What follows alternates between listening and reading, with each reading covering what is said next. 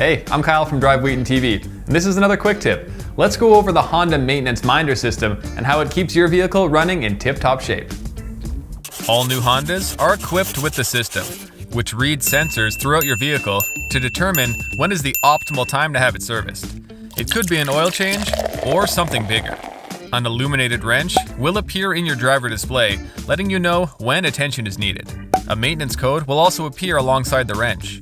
It'll be made up of a main code or a main code and a subcode. A is an oil change, while 0 would mean you also need to replace the oil filter, and depending on the accompanying subcodes, you may need other maintenance done.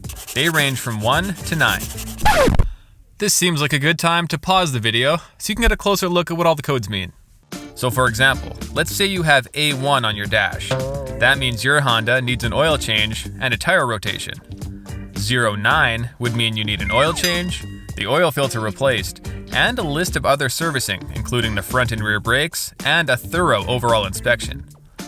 Your vehicle will also display your oil life.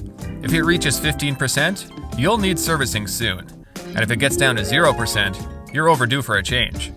The codes differ depending on which model you have, so always check your owner's manual. And make sure to stay tuned to Drive Wheaton TV for more quick tips.